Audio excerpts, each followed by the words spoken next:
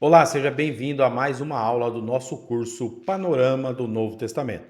Hoje chegamos à aula 4, onde vamos estudar o judaísmo e os antecedentes judaicos do Novo Testamento.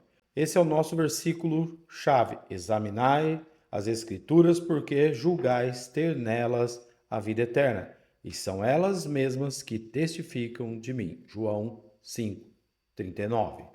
O objetivo dessa aula é entender como o judaísmo se desenvolveu no período intertestamentário e como elementos como instituições, grupos religiosos, práticas e expectativas serviram de pano de fundo para a vinda de Cristo e para a formação da igreja. Ao final dessa aula, você será capaz de reconhecer os principais grupos judaicos, compreender a importância da sinagoga, perceber a expectativa messiânica e entender como tudo isso ajudou a preparar o caminho para o Evangelho. Esse é o ponto de partida da nossa aula de hoje.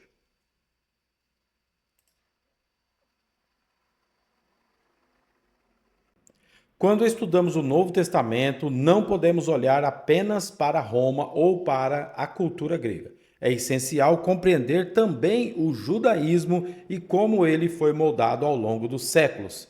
Entre o Antigo e o Novo Testamento existe um intervalo chamado de período intertestamentário, que vai mais ou menos do século V antes de Cristo até o primeiro século depois de Cristo.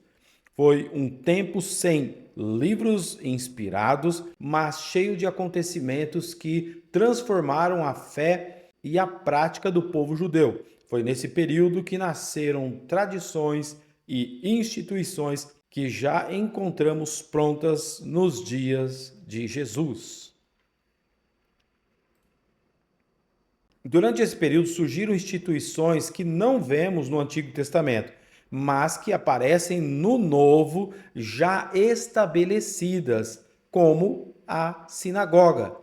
Também nasceram diferentes grupos religiosos, fariseus, saduceus, zelotes, essênios e os famosos escribas.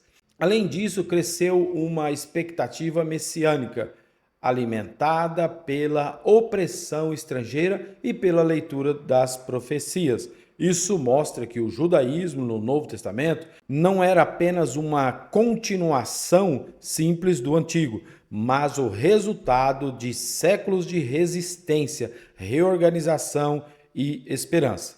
Esse pano de fundo é fundamental para entendermos os evangelhos e Atos.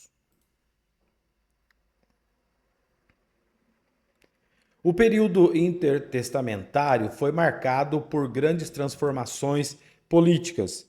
Primeiro, Israel esteve sob domínio persa, que havia permitido o retorno do exílio babilônico. Depois veio Alexandre o Grande, no século IV a.C., trazendo o domínio grego e a chamada helenização. Após sua morte, o império se dividiu e toda aquela região ficou alternadamente sob o domínio dos Ptolomeus, sob o domínio dos Ptolomeus do Egito e dos Seleucidas da Síria. Esse cenário trouxe muitas tensões e mudanças para o povo judeu.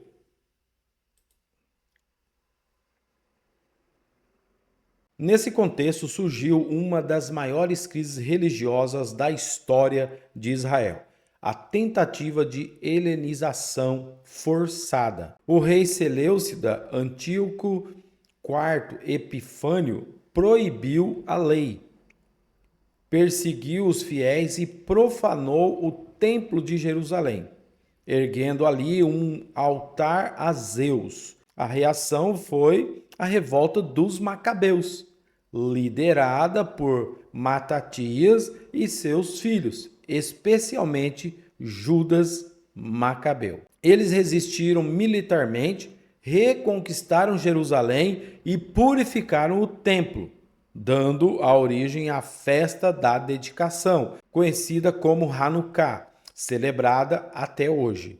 Esse período de resistência fortaleceu a identidade judaica e aumentou a esperança messiânica. Os fariseus eram o grupo mais influente no cenário religioso do primeiro século. Eles surgiram durante o período dos Macabeus como um movimento de piedade, com a intenção de separar-se das influências estrangeiras e viver em santidade.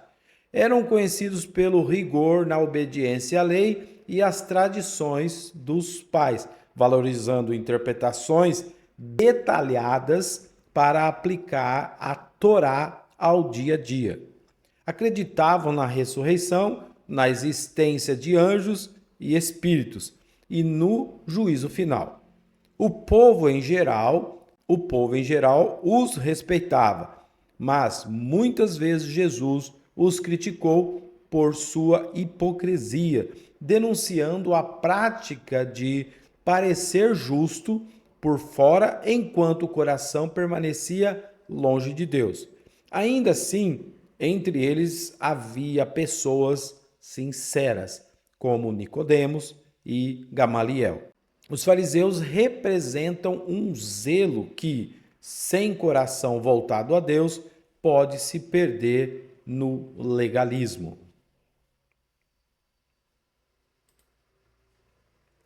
Os saduceus eram a elite sacerdotal e aristocrática de Jerusalém, ligados diretamente ao templo e ao culto.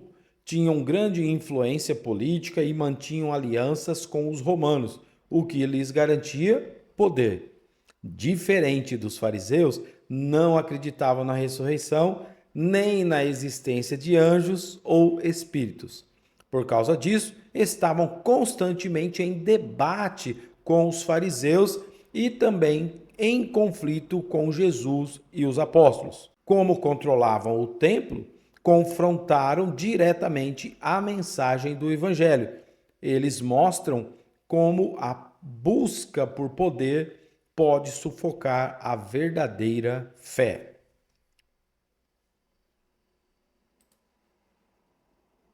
Os essênios eram um grupo mais separado, que se afastava tanto da política quanto do sistema religioso dominante. Retiravam-se para o deserto e viviam em comunidades exclusivas, praticando pureza ritual e disciplina rigorosa. Muitos estudiosos ligam os manuscritos do Mar Morto a esse movimento.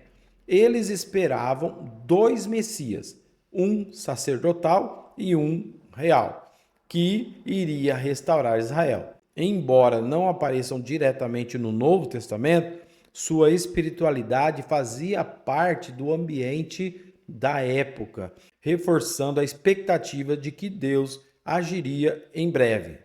A vida dos essênios mostra a busca de alguns por pureza e esperança em meio à corrupção do sistema. Os zelotes eram radicais nacionalistas que defendiam a luta armada contra o domínio romano. Para eles, aceitar a ocupação estrangeira era trair o próprio Deus. Organizaram revoltas violentas, algumas das quais culminaram na destruição de Jerusalém no ano 70.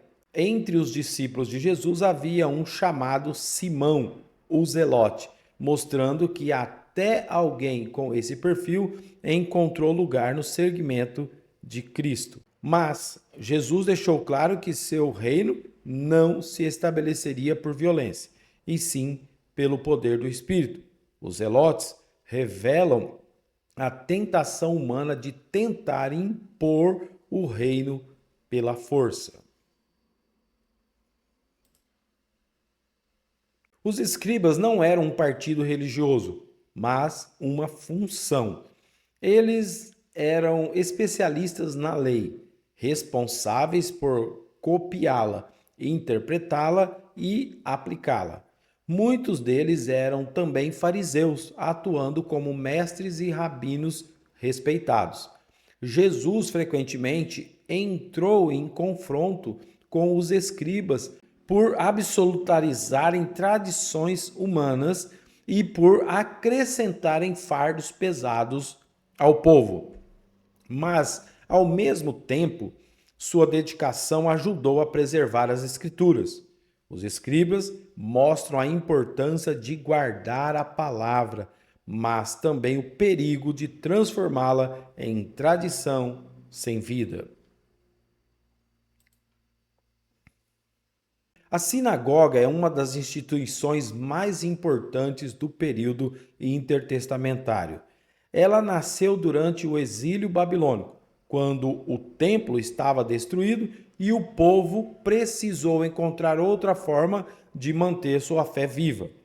Assim, os judeus passaram a se reunir em pequenos grupos para ler as Escrituras, orar e preservar sua identidade. Foi dessa prática que surgiram as sinagogas, que se tornaram fundamentais na vida religiosa do povo de Deus. Elas foram o espaço que manteve acesa a chama da fé judaica em meio ao exílio e à dispersão. No tempo de Jesus, praticamente toda cidade com comunidade judaica tinha uma sinagoga. Ali não havia sacrifícios, porque isso era exclusivo do templo em Jerusalém, mas havia leituras semanais da lei e dos profetas, orações e ensinamentos. Essa prática deu ao povo uma familiaridade muito grande com as Escrituras, já que a palavra de Deus era constantemente lida e comentada em voz alta. As sinagogas tornaram a fé acessível e mantiveram viva a centralidade das Escrituras.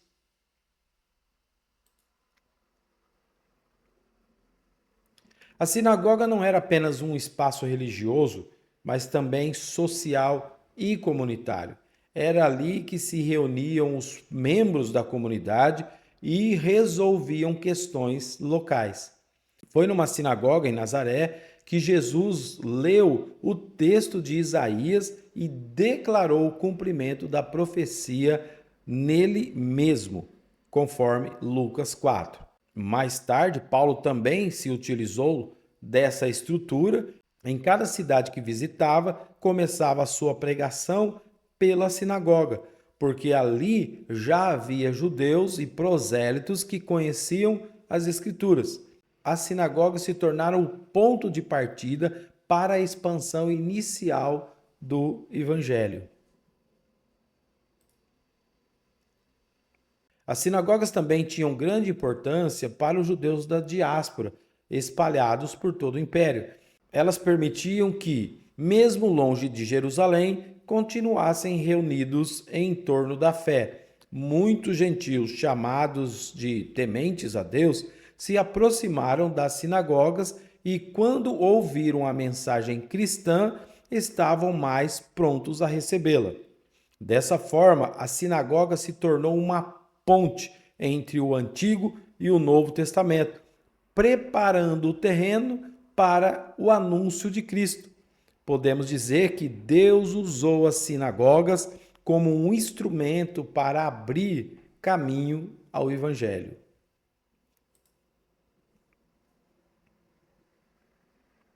Um dos aspectos mais importantes do judaísmo no primeiro século era a expectativa messiânica. Depois de séculos sob domínio estrangeiro, primeiro babilônio, depois persa, grego e finalmente romano, o povo aguardava ansiosamente por um libertador. Essa esperança se apoiava nas profecias do Antigo Testamento, mas ao longo dos séculos as interpretações foram se diversificando. Uns esperavam um líder político e guerreiro, outros um mestre religioso, alguns até falavam em mais de um Messias, como mencionamos anteriormente, os essênios, que aguardavam um Messias sacerdotal e outro real, pensando que um faria as funções do sacerdote e o outro, obviamente, as funções de rei. O fato é que essa expectativa estava no coração do povo e dava forma ao cenário em que Jesus veio. Os evangelhos e Atos deixam claro o peso dessa expectativa. As multidões perguntaram a João Batista se ele era o Cristo, conforme Lucas 3,15.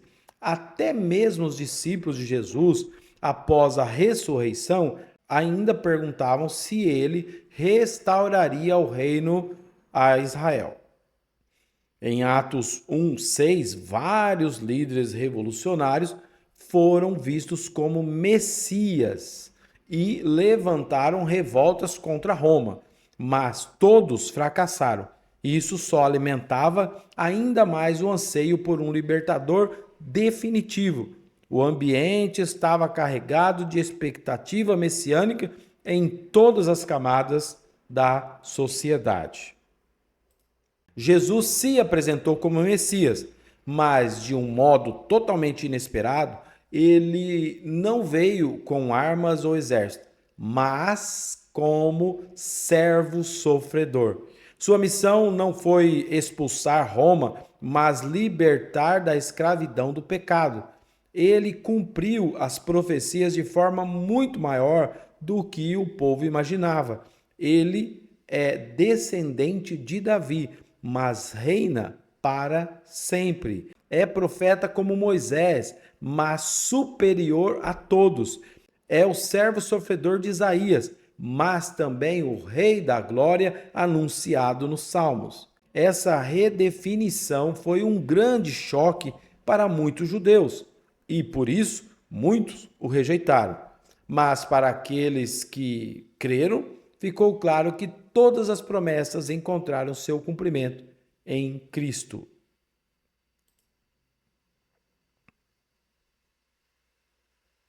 O estudo do judaísmo no período intertestamentário nos lembra de 3 lições práticas.